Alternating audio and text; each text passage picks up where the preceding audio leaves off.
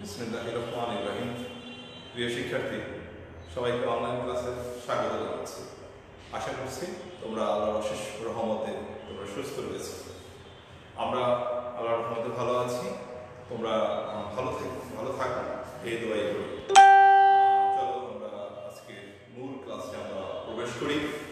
আমরা আজকে মনোবিজ্ঞান প্রথম পত্রের দ্বিতীয় অধ্যায়ে আমরা ইপটিজিং নিয়ে আমরা আলোচনা করব।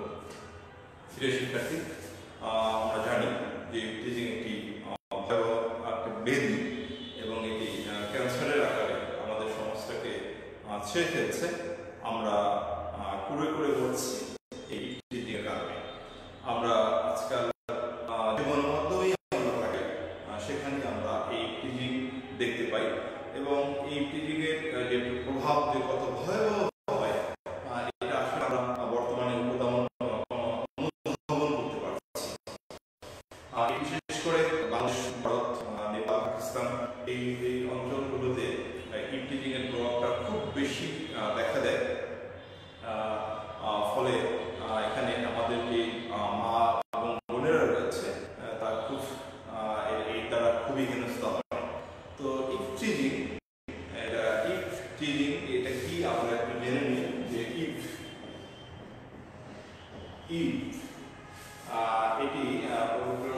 পুরাণে এই দ্বারা এটাকে নারী প্রথম আদিমাতা হাওয়াকে বোঝানো হয়েছে। তো হাওয়া আদিমাতা হাওয়া একজন নারী, এই কারণে এটা সমস্ত নারীকে বোঝানো হয়েছে। ইপ দ্বারা সমস্ত নারীদেরকে বোঝানো হয়েছে। তো আর ট্রিজিং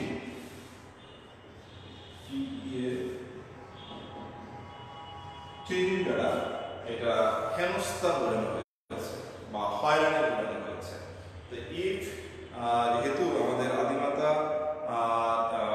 হাওয়াকে বোঝানো হয়েছে এবং হাওয়া দ্বারা সমস্ত নারীকে বোঝানো হয়েছে এবং এই ত্রিশ দ্বারা হেনস্থা বোঝানো হয়েছে, এই জন্য এটাকে নারীকে উত্তপ্ত করা, মূলত নারীকে উত্তপ্ত করার নাম হচ্ছে ইপটিজিং। এটা আধুনিক যে সমাজ ব্যবস্থা, এই ইপটিজিংটাকে বলা হয়েছে যৌন নির্যাতন হিসেবে এটাকে আখ্যায়িত করা হয়েছে, যে সেক্সুয়াল হ্যারাসমেন্ট যাকে বলা হয়। আবার যদি আমরা অক্সফোর্ড ডিকশনারির দিকে তাকাই, সেখানে আমরা ইপটিজিং সম্পর্কে দেখতে পাই। সেখানে বলা হয়েছে যে harassment of or sexual aggressive behavior towards women or girls।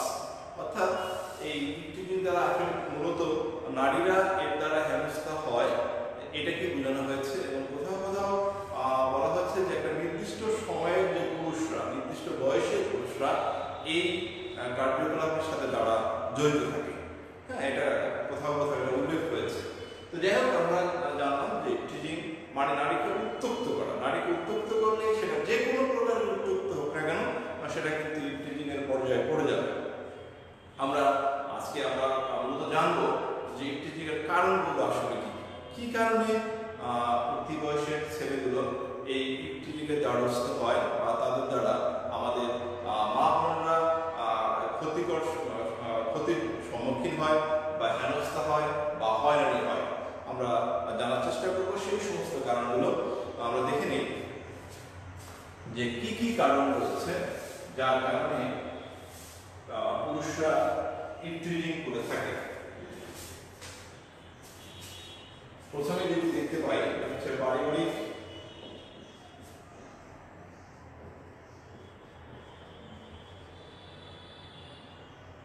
ও নৈতিক মূল্যবোধের অবক্ষয়।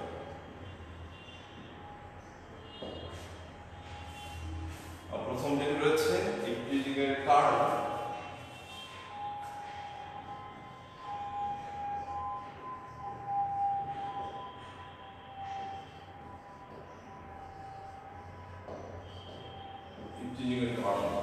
প্রথমেই রয়েছে পারিবারিক ও নৈতিক মূল্যবোধের অবক্ষয়। আসলে আমাদের যে নৈতিকতার যে বিষয়টি, সেটি আমাদের যেহেতু আমরা পরিবারে জন্মগ্রহণ করি, পরিবার থেকে আমাদের এই বিষয়টি ডেভেলপ হতে হবে যে আমাদের নৈতিক শিক্ষা শিক্ষা সেটা আমাদের পরিবার থেকেই পেতে হবে। আমাদের পরিবার থেকে যদি আমরা নৈতিক শিক্ষাটা যদি আমরা না পাই, যদি সেখানে অ্যাবসেন্স থাকে, তাহলে আমার দ্বারা বা আমাদের দ্বারা এই ধরনের হীন ক্ষতিকর কাজ করা সম্ভবপর হয়ে থাকে। যে নৈতিক মূল্যবোধ রয়েছে আমাদের, যে একটা সমাজে নৈতিকতার উপর ভিত্তি করে কিন্তু মূল্যবোধ গড়ে ওঠে। আমরা সমাজে যে মূল্যবোধটা প্রচলিত রয়েছে সেই মূল্যবোধের উপর বেস করেই কিন্তু আমরা বেড়ে উঠি। তাহলে আমাদের সমাজে যদি সেই বিষয়টা অ্যাবসেন্ট থাকে, আমরা জানি কতগুলো পরিবার নিয়ে সমাজ গঠিত হয়, অর্থাৎ পরিবারে পরিবারে নৈতিকতার শিক্ষা দিতে হবে, তাহলে সমাজেও নৈতিকতার শিক্ষাটা প্রচলন হবে। আমরা জানবো যে এটা একটা গর্হিত কাজ, এটা একটা খারাপ কাজ। তাই আমাদের এই নৈতিকতার শিক্ষাটা আমাদের মূলত ওই পরিবার থেকে পেতে হবে। যদি পরিবারে এই নৈতিক শিক্ষাটা যদি অ্যাক্সেস থাকে, তাহলে কিন্তু আমার দ্বারা তোমার দ্বারা এই টিচিং বা যৌন যে হ্যারাসমেন্ট এটা আসলে সম্ভব হয়।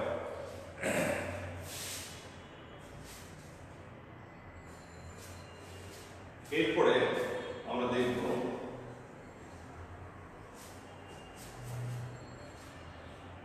ধর্মীয় শিক্ষা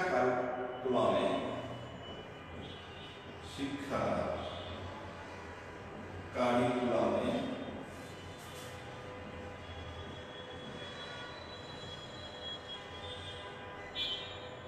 ধর্মীয় বিষয়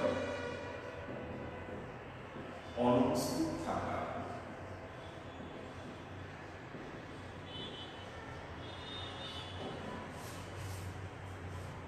শিক্ষার্থীবৃন্দ, শিক্ষার যে কারিকুলাম রয়েছে সেখানে যদি ধর্মীয় বিষয়টি অনুপস্থিত থাকে, তাহলে আমরা ধর্মীয় শিক্ষায় শিক্ষিত না হয়ে আমরা মূলত পাশ্চাত্যের যে শিক্ষা রয়েছে সেই শিক্ষায় আমরা বেড়ে উঠি। ফলে আমরা জানি না যে এটা একটা অপরাধমূলক কাজ, এটা একটা গর্হিত কাজ। হ্যাঁ, আমরা যদি মহামান্য হাইকোর্ট প্রদত্ত যে বিধিবিধান রয়েছে সেই 4 ধারায় যদি আমরা যাই, তাহলে কিন্তু আমরা এই টিচিং সম্পর্কে বা যৌনহারানি সম্পর্কে কিন্তু আমরা জানতে পারি। যাই হোক, সেই বিষয়টা প্রথমত এটা ধর্মে চলে আসছে। ধর্মে আমাদের যে ধর্মেরই হই না কেন, সেই ধর্ম সম্পর্কে যদি আমরা ওয়াকিবহাল থাকি, তাহলে আমরা জানবো যে এটা একটা গর্হিত কাজ, এটা একটা সামাজিক অবমূল্যায়নের কাজ, সামাজিক অবক্ষয়ের একটা কাজ। হ্যাঁ, তাহলে এই শিক্ষা যে কারিকুলাম আমাদের রয়েছে সেই কারিকুলামে এই ধর্মীয় শিক্ষাটা অনুপস্থিত থাকার কারণেই আজকে কিন্তু আমরা যেদিকে তাকাই সেদিকে কিন্তু আমরা এই গর্হিত কাজটা আসলে দেখতে পাই।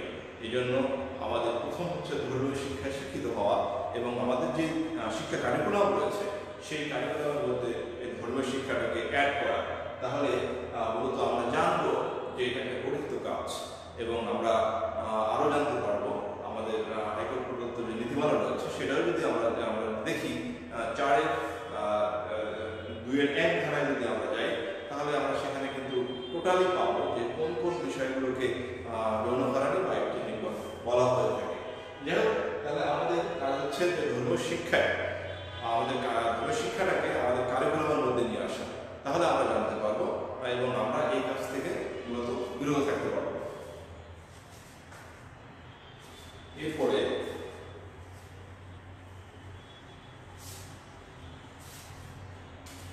আমরা দেখতে পাই নারীর প্রতি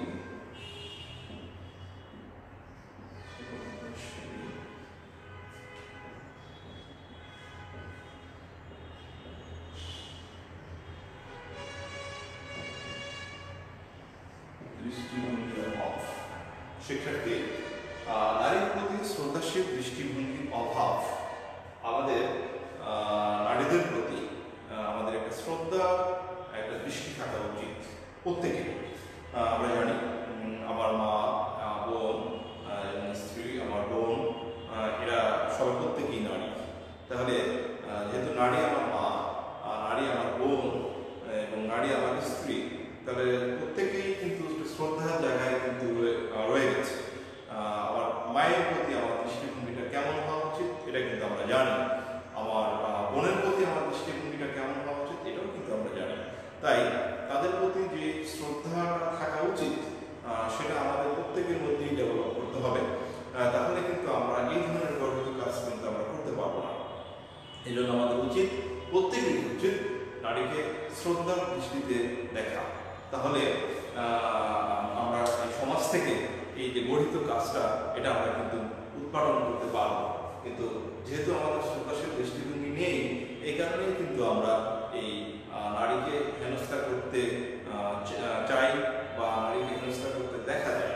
আমাদের এই জন্যই আমাদের শ্রদ্ধার জায়গাটা নিয়ে আসতে হবে। নারীকে আমাদের সেই শ্রদ্ধার জায়গায় নিয়ে আসতে হবে যে জায়গাটায় আমরা আমাদের মাকে এবং আমাদের বোনকে রেখেছি।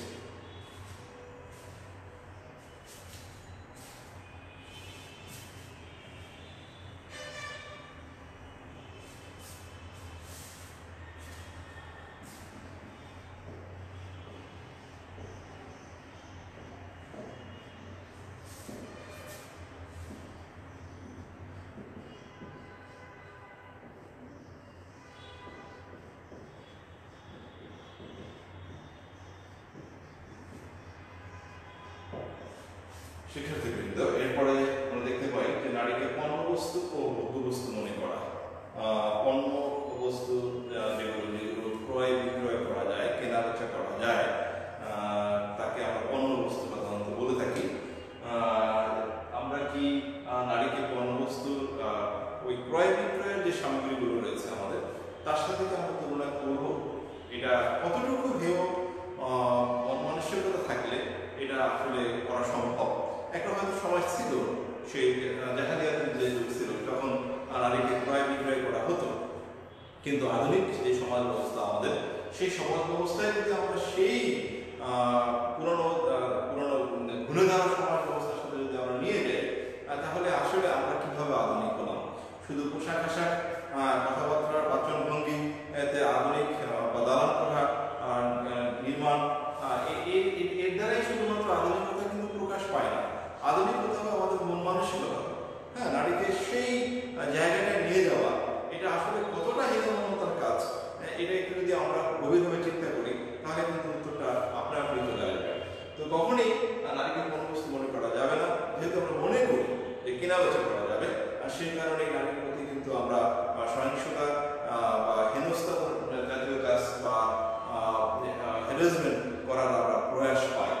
আর নারী শুধু ভোগের বস্তু নয়, নারী আমরা জানি যে আমাদের যে সমাজটাকে আমরা বর্তমানে নিয়ে এসেছি, আধুনিক অত্যাধুনিক সভ্যতা বলি, এই সভ্যতা গড়ে ওঠার পিছনে নারীর ভূমিকা কতটুকু বা কি, এটা যদি আমরা একটু পড়াশোনা করি বা একটু চোখটা খোলা রাখি, তাহলে কিন্তু আমরা দেখতে পাবো যে পাশাপাশি নারীরা পাশাপাশি থেকে আজকের এই সমাজটা কিন্তু বিল্ড আপ করেছে। আমরা যেখানেই যাই, যেখানেই তাকাই, সেখানেই কিন্তু আমরা নারীর ভূমিকা কিন্তু আমরা দেখতে পাই। আজকে যদি আমরা বাংলাদেশের সরকার ব্যবস্থায় যদি যাই, তাহলে সেখানে কিন্তু আমরা দেখি যে আমাদের গণপ্রজাতন্ত্রী বাংলাদেশ সরকারের মাননীয় প্রধানমন্ত্রী হচ্ছে একজন নারী, এবং আমরা যদি স্পিকারের সংসদে যাই, সেখানে স্পিকার নারী। এরকম বহু সংসদে আসন আছে যারা যেখানে নারীরা স্থান দখল করে আছে এবং তারা পুরুষের পাশাপাশি তারা কিন্তু কাজ করছে। আমরা দেখি যদি বর্তমানে যে আমাদের প্রধানমন্ত্রী, মাননীয় প্রধানমন্ত্রী দেশরত্ন শেখ হাসিনা, ওনার যে কার্যকলাপগুলো যদি আমরা একটু দেখি, যে বাংলাদেশটাকে উনি কোথায় নিয়ে যাচ্ছে, হ্যাঁ, কোথায় ছিল সেই বাংলাদেশটাকে আজকে আমরা কোথায় দেখতে পাচ্ছি? বিভিন্ন যে উন্নয়নমূলক কার্যক্রমগুলো রয়েছে, এটা কিন্তু উনি যদি না থাকতো তাহলে সম্ভব হতো কিনা এখানে একটু ডাউট করার মতো হচ্ছে। তাহলে নারীরা যেহেতু এত কাজ করছে, পুরুষের পাশাপাশি কোনো কোনো ক্ষেত্রে নারীরা আরো বেশি কাজ করছে। আমরা যদি পরীক্ষার রেজাল্টগুলোতে যাই, সেখানে আমরা দেখি যে ছেলেদের চাইতে মেয়েরা খুব ভালো রেজাল্ট করছে।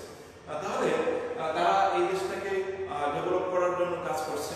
তাহলে কেন আমরা তাদেরকে পণ্যবস্তু মনে করবো, কেন ভোগ্যবস্তু মনে করবো? যেহেতু মনে করছি, কারণ আমাদের ওই যে প্রথম যে কথাটা বলেছিলাম, যে আমাদের যে নৈতিক শিক্ষা বা নৈতিক মূল্যবোধ, যে বিষয়টা আমাদের মধ্যে থাকা উচিত ছিল, সেটা আমাদের মধ্যে নেই। এই কারণে আমরা নারীকে পণ্যবস্তু এবং ভোগ্যবস্তু মনে করি এবং তার সাথে আমরা দুর্ব্যবহার করে থাকি।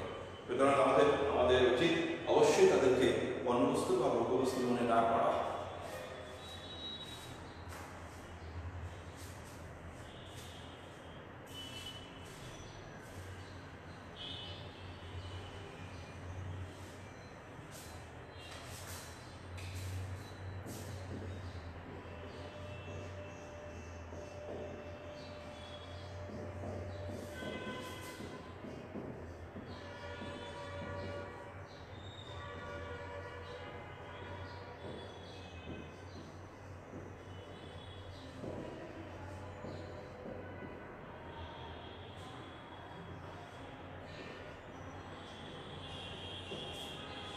প্রিয় শিক্ষার্থী, এরপরে আমরা দেখতে পাই যে স্যাটেলাইট যে টিভি রয়েছে আমাদের, সেখানে অবাধ ও অনিয়ন্ত্রিত প্রদর্শন একটা নীতিমালা রয়েছে তথ্য মন্ত্রণালয় কর্তৃক, যে আমাদের যে টেলিভিশনগুলো রয়েছে বা গণমাধ্যম মাধ্যমে যেগুলো রয়েছে সেখানে এমন কিছু প্রকাশ করা যাবে না যাতে উঠতি বয়সী ছেলেদের অনেক বিরূপ প্রতিক্রিয়া তৈরি হয়।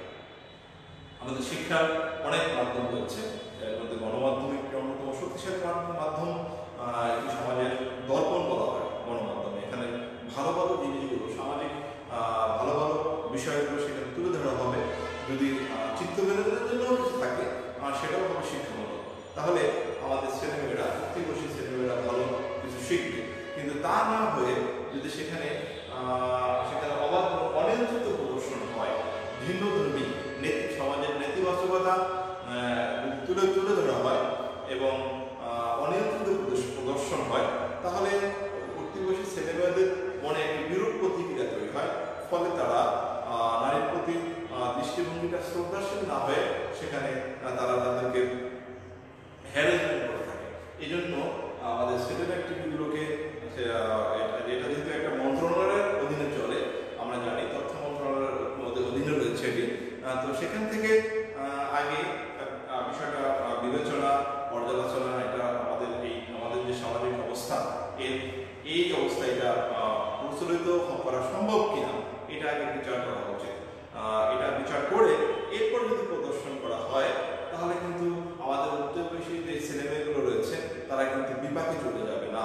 কিন্তু যেহেতু অবাধ হয় এবং অনিয়ন্ত্রিত হয়, সে কারণে এখান থেকেও আমাদের ছেলেমেয়েরা নারীর প্রতি একটি ভিন্নধর্মী প্রতিক্রিয়া তাদের তৈরি হয় এবং তারা ইফটিজিং করে থাকে।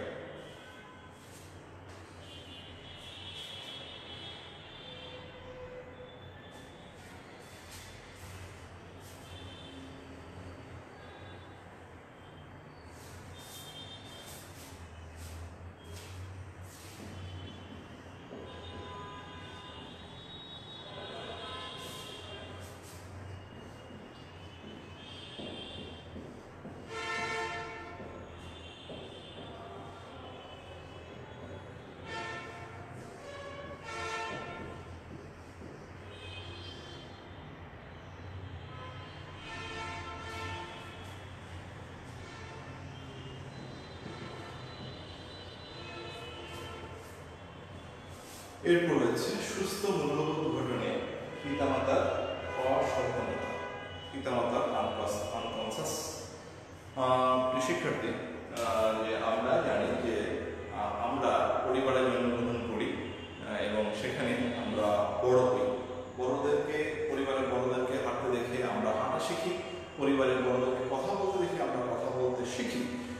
একটি বিষয় খুব গুরুত্বপূর্ণ যে আমরা যে পরিবারে বড় হচ্ছি, জন্মগ্রহণ করার পর ধীরে বড় হচ্ছি, সেই পরিবারের বড়রা যদি অন্য ভাষায়, বাংলা বাদে অন্য কোনো ভাষায় কথা বলতো, আমরা কিন্তু বাংলা ভাষায় কথা বলতাম না, ওই ভাষায় কথা বলতাম। ওই পরিবারের বড়রা যদি চলাচলের জন্য তারা যদি দুই হাত এবং দুই পা ব্যবহার করতো, আমরাও কিন্তু তাই করতাম।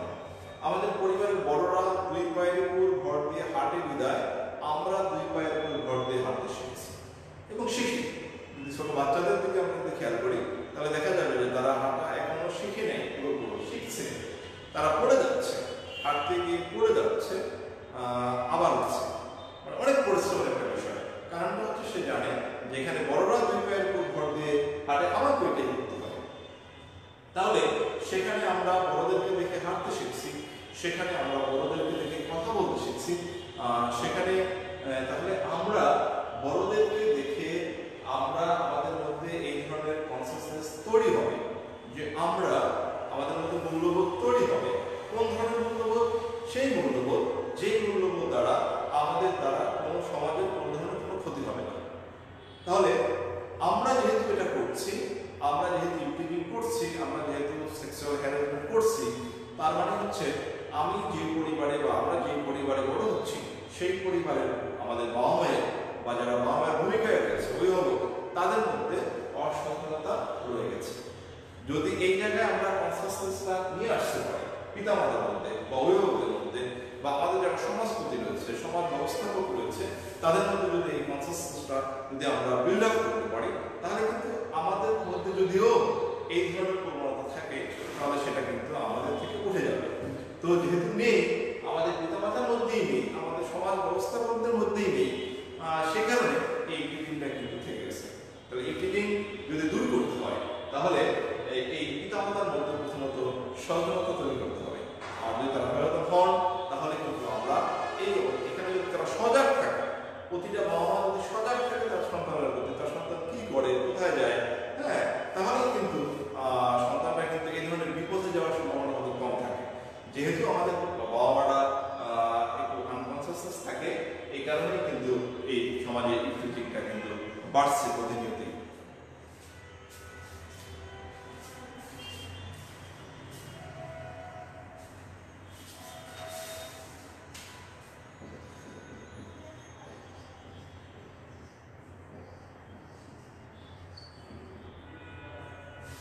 সৎসঙ্গ আমরা জানি, সৎসঙ্গে স্বর্গবাস আর অসৎসঙ্গে সর্বনাশ, এটা আমরা প্রবাদ আমাদের, এটা আমরা জানি।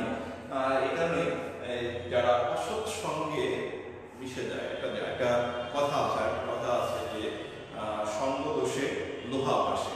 হ্যাঁ, যে এক খণ্ড লোহাকে যদি আমি পানিতে ছেড়ে দিই, তাহলে লোহাটাকে ভেসে থাকবে নাকি ডুবে যাবে? এটা আমরা জানি, এটা ডুবে যাবে, নিমজ্জিত, পানিতে নিমজ্জিত হয়ে যাবে। কিন্তু এই লোহাটাকে কিন্তু কাঠামো তৈরি করা হয়। এই লোহাটাকে যেমন লঞ্চ, স্টিমার, ট্রলার, সেখানে কিন্তু এই লঞ্চগুলো কিন্তু লোহা দিয়ে তৈরি, কিন্তু সেটা কিন্তু ভাসছে। একটা কাঠামো, একটা আকার, একটা তৈরি করার, একটা কাঠামো বা আকার তৈরি করার পর যদি সেটাকে আমরা পানিতে ছেড়ে দিই, তাহলে কিন্তু সেটা ভাসতে থাকে। এবং তার উপরে যদি আরো কিছু লোহা রাখা হয়, সেটাও কিন্তু ভাসবে। তার মানে যদি সঙ্গীটা যদি সৎ হয়, তাহলে আমার সঙ্গীটা যদি ভালো হয়, তাহলে আমিও ভালো পথে যাব। আর আমার সঙ্গীটা যদি অসৎ হয়, তাহলে কিন্তু আমারও অসৎ পথে যাওয়ার কিন্তু একটা চান্স থাকে। এই জন্য আমরা যারা পরিবারে যারা আমরা অভিভাবক, আমাদের উচিত যে আমাদের ছেলেমেয়েরা কাদের সাথে মিশছে, কাদের সাথে চলাফেরা করছে, সে ব্যাপারে সজাগ দৃষ্টি রাখা। একটা সময় কিন্তু আমাদের সমাজে ছিল যে দোস্ত তৈরি করে দেওয়া, মেয়েদের জন্য বান্ধবী, ছেলেদের জন্য বন্ধু, এটা কিন্তু পরিবার তৈরি করে দিত। কারণটা হচ্ছে যে এরা ছোট, এরা ভালো মন্দ বিচার ক্ষমতা কম, এরা কার না কার সাথে দোস্তি করে ফেলে, তখন তারা নষ্ট হয়ে যাওয়ার একটা সুযোগ থাকে, খারাপ হয়ে যাওয়ার একটা সুযোগ থাকে। এই জন্য বাবা মাই দোস্তি তৈরি করে দিত। কিন্তু বর্তমান সময়ে কিন্তু এই বিষয়টা একেবারেই অনুপস্থিত। আমরা আমাদের বাবা মা আমাদেরকে বন্ধু নির্বাচন করে দেবে, এটা কিন্তু আমরা আসলে মানতে চাই না। কিন্তু জীবনে বড় হওয়ার জন্য বা আমাকে সামাজিকরণের নিয়মগুলো ফলো করার জন্য এবং মানার জন্য আমার বন্ধু নির্বাচন কিন্তু একটা খুবই গুরুত্বপূর্ণ বিষয়। হ্যাঁ, আমি যদি ভালো বন্ধু নির্বাচন করতে পারি, তাহলে কিন্তু আমার সামনের দিকে এগিয়ে যাওয়ার একটা চান্স থাকে। যেমন তোমরা যারা শ্রেণীকক্ষে ক্লাস করো, আজকে যারা অনলাইনে আছো, তাদেরকে আমি বলবো যে তোমার দৃষ্টি থাকবে ভালোর দিকে। তোমার ক্লাসে সবচাইতে যে ভালো, তোমার দৃষ্টি কিন্তু তার দিকে থাকবে, তাকে তুমি ফলো করবা, তাহলে তুমি এগিয়ে যেতে পারবা। কিন্তু দুঃখজনক হলো সত্যি যে এই বিষয়টা কিন্তু এখন আমরা দেখি না এবং কাউকে বলতেও শুনি না। আমরা যখন পড়াশোনা করেছি, তখন যারা আমাদের অভিভাবক ছিল, তারা সবসময় বলতো যে তোমার দৃষ্টি যেন ক্লাসে যারা নম্বর 1 বা যে সবচেয়ে ভালো পারে, যে ভালো পড়াশোনা করে, যে মেধাবী, তাকে তুমি ফলো করবা। কিন্তু এটা এখন শুনতে দেখি না, বা এটা শুনতেও দেখি না, এবং তোমাদেরকে এটা পালন করতেও দেখি না। আমি তোমাদেরকে বলবো যে তোমরা তোমাদের ক্লাসে অবশ্যই একাধিক মেধাবী শিক্ষার্থী রয়েছে, তোমাদের দৃষ্টি যেন সেই মেধাবীদের দিকে থাকে, যে তাদের নিয়ম নীতিটা কি, তারা কিভাবে পড়াশোনা করে, তারা কিভাবে ক্লাসে তারা দিয়ে থাকে, তারা কিভাবে পরীক্ষায় ভালো নম্বর পায়। হ্যাঁ, এই দিকে যদি তোমরা একটু সজাগ থাকো এবং তাকে যদি ফলো করো, তাহলে কিন্তু তোমরাও ভালো হয়ে যাওয়ার সম্ভাবনা থাকে এবং তোমরাও মেধাবী হবে, তোমরাও ভালো নম্বর পাবে, তোমরাও ভালো ফলাফল পাবে।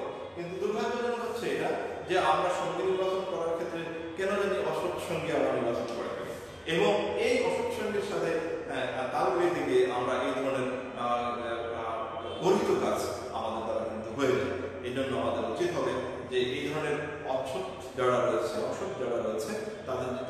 আমরা সঙ্গী হিসেবে নির্বাচন না করি।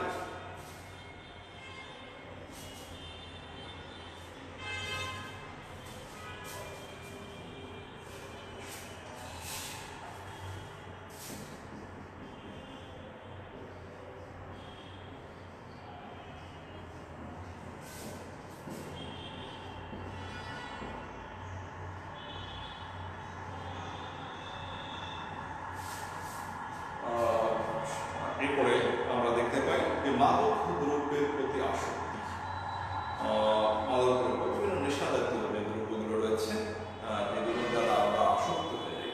তোমরা নিশ্চয়ই জানো যে যখন কেউ মাদক সেবন করে তখন তার মস্তিষ্ক সুষ্ঠুভাবে কাজ করে না, কারণ সে মস্তিষ্কটা যেরকম উর্বর থাকা উচিত সেরকম অবস্থা থাকে না, তার মস্তিষ্ক তার হয়ে কাজ করবে না। যদি কেউ নেশায় আসক্ত হয়ে যায়, যে ধরনের নেশাই তুমি বলো না কেন, প্রত্যেকটা নেশাই কিন্তু আমাকে একটা তন্দ্রা এনে দেয়। ভালো ভালো নেশাও কিন্তু রয়েছে, যেমন পড়ার প্রতি নেশা। যখন কোনো শিক্ষার্থীর পড়ালেখার প্রতি প্রচন্ড নেশা থাকে তখন কিন্তু তার সব পৃথিবীর যে জাগতিক অন্যান্য যে কাজগুলো আছে সেগুলো কিন্তু তার কাছে উন্নত অবস্থা থাকে। তার নেশা থাকে একটাই, জানা এবং নিজে অনুধাবন করা এবং বইয়ের প্রতি তার নেশা থাকবে। সে দেখবে যে এই বইটাতে এই টপিকটা পাওয়া যাচ্ছে না, এই টপিকটা কোন বইতে ভালো পাওয়া যায় সেদিকে তার নেশা থাকবে। এটা খুব ভালো নেশা। এরপরে বাবা মাকে শ্রদ্ধার দৃষ্টিতে দেখার একটা নেশা, এটাও খুব ভালো নেশা। যে সমস্ত নেশাগুলো ইতিবাচক রয়েছে, এরকম কিছু কিছু ইতিবাচক নেশা রয়েছে যেগুলো খুবই ভালো, কিন্তু দুর্ভাগ্য হচ্ছে যে আমাদের নেতিবাচক নেশার দিকে আমাদের মনোযোগটা বেশি আকর্ষণ করে। এই কথাটা এখানে বলা হয়েছে মাদক দ্রব্যের প্রতি নেশা, মাদক দ্রব্যের প্রতি আসক্তি। আমরা জানি বিভিন্ন ধরনের মাদক দ্রব্য রয়েছে আমাদের সমাজে, সেখানে সিগারেট, তারপর ইয়াবা, গাঁজা, আফিম, বিভিন্ন ধরনের হেরোইন, নেশা জাতীয় দ্রব্যগুলো রয়েছে।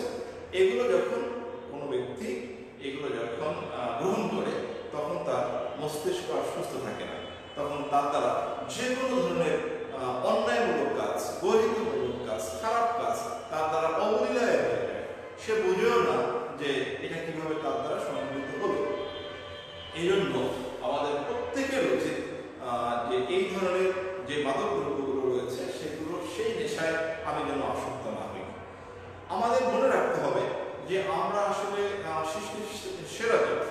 18,000 যে বাক্যগানের কথা বলা হয়েছে সেখানে আমরা আসলে সবার সেরা। আমাদের বিবেক রয়েছে, আমাদের মস্তিষ্ক উর্বর রয়েছে।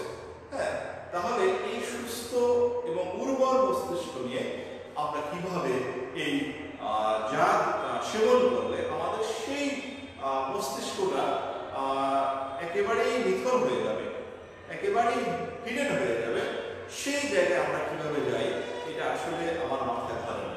এটা তোমাদের প্রতি আমার একটি দাবি হলো, আবদার হলো, আহ্বান থাকলো যে তোমরা যেন এই ধরনের এই নেশা জাতীয় যে নেতিবাচক যে নেশাগুলো রয়েছে এইগুলো দ্বারা তোমরা যেন আসক্ত না হও। কারণ যখন কেউ এই ধরনের নেশায় আসক্ত হয়ে যায় তখন তার দ্বারা ওই গর্হিত সেক্সুয়াল হ্যারাসমেন্ট বা ইফটিজিং এগুলো তখন তার দ্বারা কিন্তু অবলীলায় হয়ে যায়। এই জন্য আমাদেরকে এই মাদক দ্রব্যের প্রতি আসক্তি হওয়া কোনোভাবেই যাবে না। আমরা আসক্ত হব কিসের প্রতি আসক্ত হব? যেটা সৃষ্টিশীল, যার প্রতি আসক্তি হলে আমার জ্ঞান বাড়বে, সেই ধরনের সৃষ্টিশীল কাজের প্রতি আমাদের গবেষণার প্রতি, আমাদের পরীক্ষামূলক কাজের প্রতি আমাদের নেশা থাকবে, আমাদের আসক্তি থাকবে। কিন্তু এই মাদক দ্রব্যের প্রতি যদি আমাদের আসক্তি থাকে তখন কিন্তু আমরা এই ধরনের গঠিত কাজের দিকে আমরা কিন্তু মনোযোগী হব এবং এই কাজ হয়ে যাওয়ার পর আমাদের বিবেক একটু সময়ের জন্য ফিরে আসবে যে আমি কিভাবে করলাম। তাহলে এটা করাই যাবে, মাদক দ্রব্যের প্রতি আসক্তি হওয়াই যাবে। হ্যাঁ, হলেই এই ধরনের সামাজিক যে অবক্ষয়মূলক কাজগুলো রয়েছে সেদিকে কিন্তু আমরা কিন্তু চলে যাব।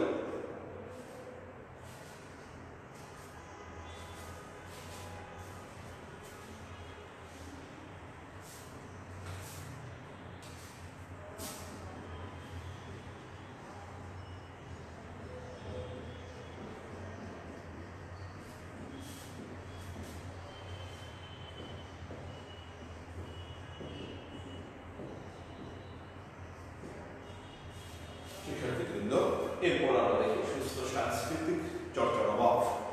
আমরা বাংলাদেশি এখানে আমাদের একটা সংস্কৃতি রয়েছে, শক্তিশালী সংস্কৃতি রয়েছে আমাদের।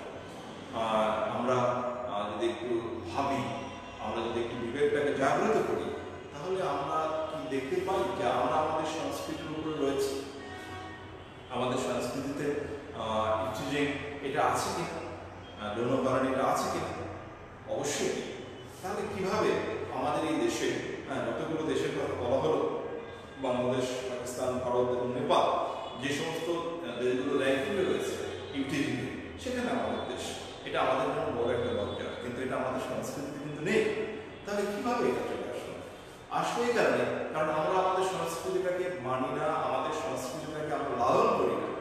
আমাদের সংস্কৃতিটার উপর দিয়ে আমরা কিন্তু হাঁটছি না, ফলে এই ধরনের গঠিত কাজ আমরা করছি।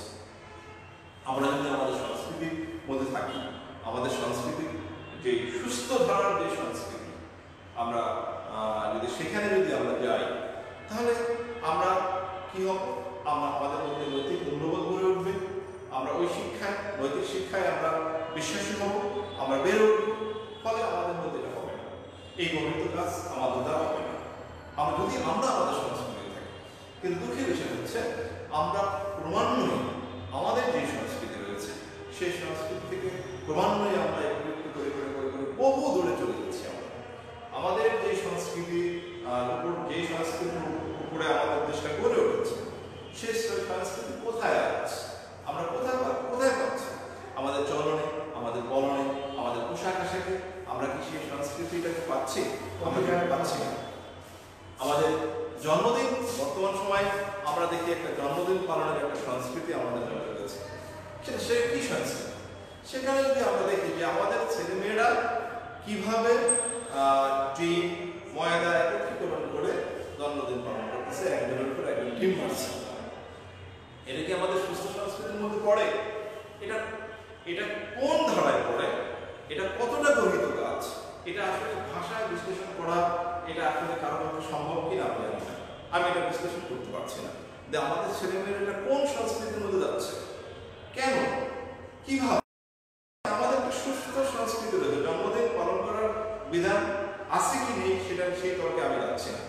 যদি পালন করতে হয়, তাহলে পারিবারিক যে সমাজীকরণ রয়েছে, সোশ্যালাইজেশন রয়েছে, সেইভাবে সেখানে পরিবারের বাবা থাকবে, মা থাকবে, আত্মীয় স্বজন, সেখানে সবাই মিলে জন্মদিন পালন করা হবে, সেখানে দোয়া অনুষ্ঠান হবে, খাওয়া দাওয়া হতে পারে। কিন্তু আমরা কি করছি? আমরা রাস্তায় আমরা বেদুল্লাপনা করছি, আমরা একজনের মাথায় ডিম ভাঙছি। এটা কোন ধরনের সংস্কৃতি? এটা কোথায় রয়েছে আমাদের সংস্কৃতি? আমি যদি এই দেশের নাগরিক হই, তাহলে তো আমার সংস্কৃতি আমাকে অনুধাবন করতে হবে, আমার সংস্কৃতি আমাকে চর্চা করতে হবে, আমার সংস্কৃতি আমাকে লালন করতে হবে, পালন করতে হবে, তাহলে আমি প্রকৃত বাংলাদেশী। কিন্তু আমরা আমাদের সংস্কৃতি বাদ দিয়ে আমরা অন্য সংস্কৃতি, অপসংস্কৃতি আমরা আমাদের চরিত্রের মধ্যে নিয়ে আসছি। ফলে আমাদের দ্বারাই কিন্তু এই গঠিত কাজ, যে টিচিং, সেটা কিন্তু হচ্ছে। তাহলে আমাদের যে সংস্কৃতি, সেই সংস্কৃতির মধ্যে সুস্থ চর্চাটা নেই, এটাকে ফিরে নিয়ে আসতে হবে।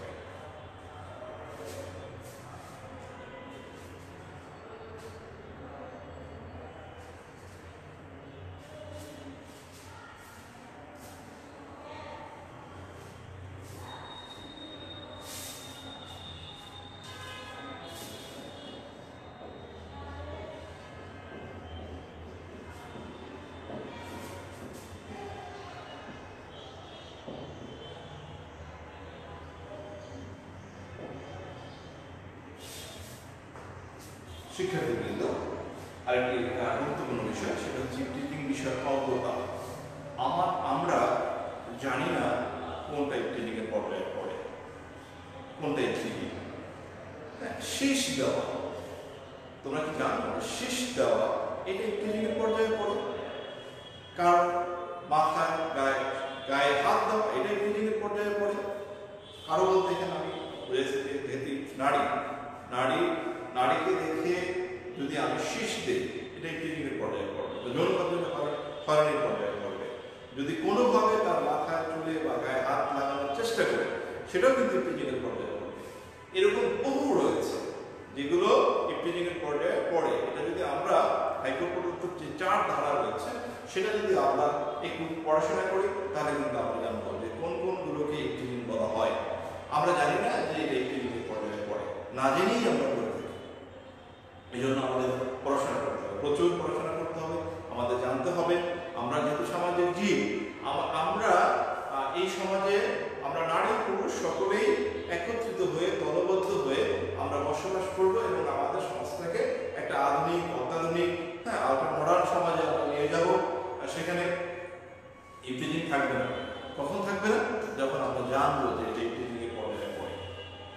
কিন্তু অজ্ঞতা আমাদের মধ্যে রয়েছে, এই কারণে আমরা ইফটিজিং করে থাকি। আমাদের পড়াশোনা করতে হবে, আমাদের অধ্যয়ন প্রচুর স্টাডি করতে হবে। যদি আমরা স্টাডি করি আমরা জানবো, আমরা আগে জানবো এরপর আমরা মানবো। আমাদের জানতে হবে কোন কোন বিষয়গুলোকে ইফটিজিং বলা হয়। তাহলে সেই ইফটিজিং বিষয়ে অজ্ঞতা আমাদের মধ্যে রয়ে গেছে বিধায় আমরা কিন্তু এই ধরনের গঠিত কাজ করে থাকি।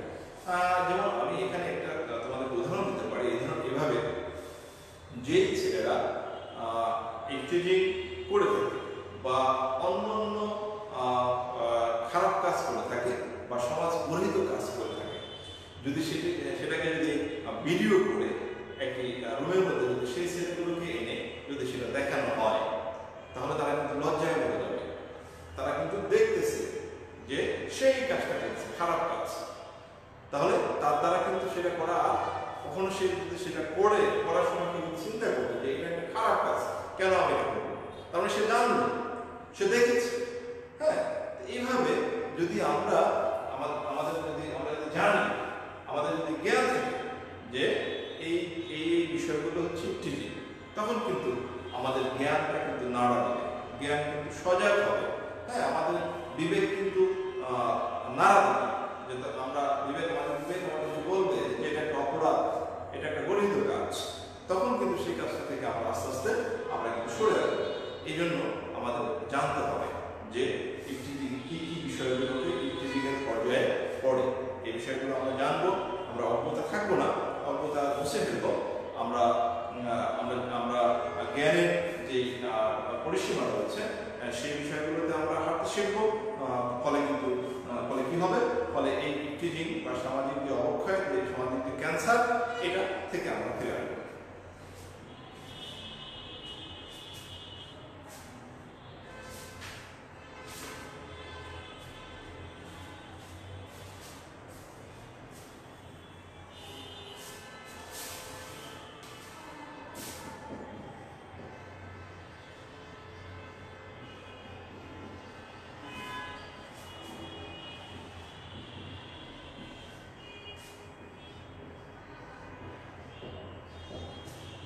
লিঙ্গ বৈষম্যমূলক আচরণ, লিঙ্গ বৈষম্যমূলক নারী পুরুষ, এটা আমরা এটাকে একটা বৈষম্য, আমরা এটাকে বিভেদের জায়গায় আমরা নিয়ে গেছি।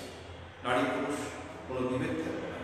যদি আমরা সুস্থ সুন্দর একটি সমাজ আমরা গড়ে তুলতে চাই, তাহলে নারী পুরুষের যে বিভেদটা আমরা প্রচলন হিসাবে নিয়ে এসেছি, এখান থেকে আমাদের ফিরে আসতে হবে।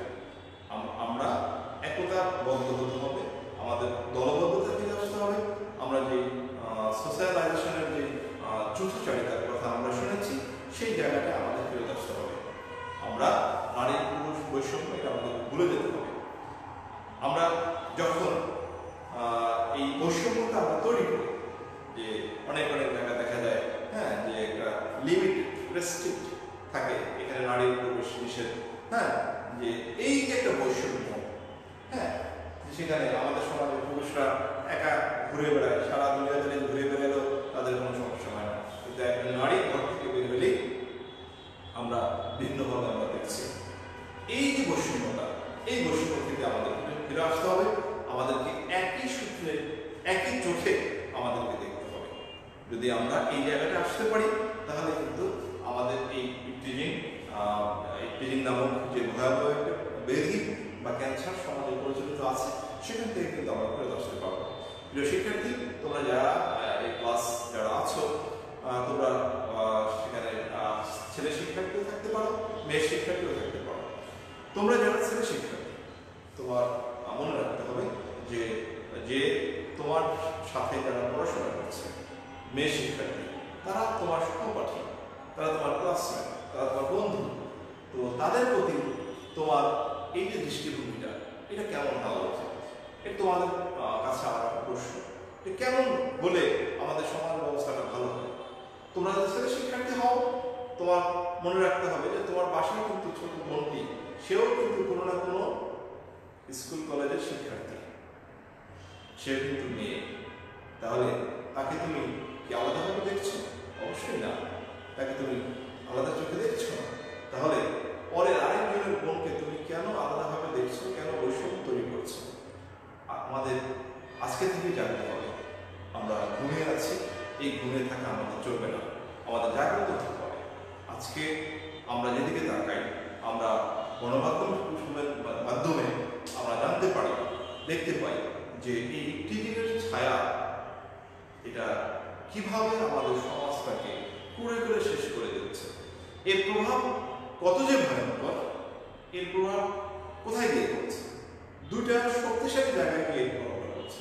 একটা হচ্ছে আমাদের শিক্ষা, আর একটা হচ্ছে আমাদের অর্থনীতি। তাহলে আমরা একটু ভাবি যে একটা দেশের শিক্ষা নেই, একটা দেশের অর্থ নেই, তাহলে সেই দেশটা কিসের উপর দাঁড়িয়ে থাকবে? কোন জায়গায় যাবে? এটা আমাদের নিজেকেই প্রশ্ন করতে হবে যে আমি যদি শিক্ষিত না হই, আমার দেশ শিক্ষিত হবে না। আমি যদি অর্থনৈতিকভাবে স্বাবলম্বী না হই, আমার দেশ স্বাবলম্বী হবে না। তাহলে কি আমরা কি পড়ে পড়ে মার খাওয়ার জন্য আমাদের সৃষ্টি হয়েছে? অবশ্যই না। আমাদের জাগ্রত হতে হবে, আমাদের বিবেকটাকে নাড়া দিতে হবে যে আমরা কি আমাদের এই সমাজটাকে আমরা কি শেষ করে দেব? আমরা কি আমাদের শিক্ষাটাকে শেষ করে দেব? আমরা কি আমাদের অর্থনীতি শেষ করে দেব? এটা কি দেওয়া সম্ভব? এটা কি দিলে আমার জন্য ভালো হবে? আমি মানে তো শুধু আমি না, আমি মানে পরবর্তী জেনারেশন। হ্যাঁ, তো তার জন্য আমরা কি সমাজ ব্যবস্থা করে দিয়ে যাচ্ছি? প্রিয় শিক্ষার্থী, তোমাদের কাছে কিন্তু আমার প্রশ্ন থাকবে যে আমরা আসলে কোথায় যাব, আমরা কি করব। আশা করি তোমরা বুঝবে, এই বোঝার তৌফিক মহান আল্লাহ তোমাদেরকে দেবেন, এবং তোমরা অবশ্যই বাসায় ভালো থাকবে, সুস্থ থাকবে, নিরাপদ থাকবে। ধন্যবাদ সবাইকে।